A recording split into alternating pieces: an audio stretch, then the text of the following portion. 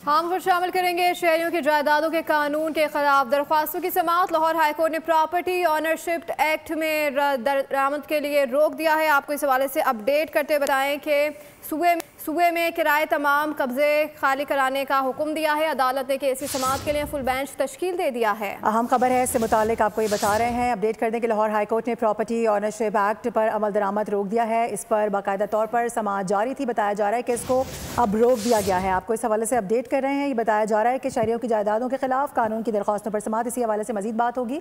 अब्दुल रहमान हमें ज्वाइन कर रहे हैं। अब्दुल रहमान बताएगा कमरा अदालत में आज क्या हुआ। जी बिल्कुल, लाहौर हाईकोर्ट ने शहरियों की जायदादों के कानून के खिलाफ दायर दरख्वास्तों की समाअत करते हुए प्रॉपर्टी ऑनरशिप एक्ट पर अमल दरामद रोक दिया है। चीफ जस्टिस ने चीफ सेक्रेटरी पंजाब से इस्तफसार किया है कि डीसी कैसे प्रॉपर्टियों के फैसले कर सकते हैं। अगर ये कानून रह गया तो जाती उम्र भी आधे घंटे में निकल जाएगा। कुछ लोगों को तमाम अख्तियारात की बड़ी ख्वाहिश है। अदालत ने अपने रिमांड देते हुए कहा है कि जो इनका बात चले तो इनको भी मुअत्तल कर दें। तनाज़ात अदालत कमेटियां किस हैसियत में काम कर रही हैं, क्या इंतजामिया जजेस के अख्तियारात लेना चाहते हैं।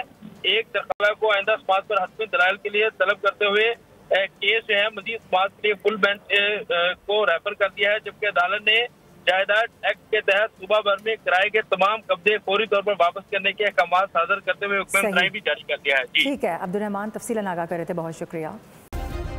सब्सक्राइब करें और बेल दबाएं ताकि कोई खबर रह न जाए।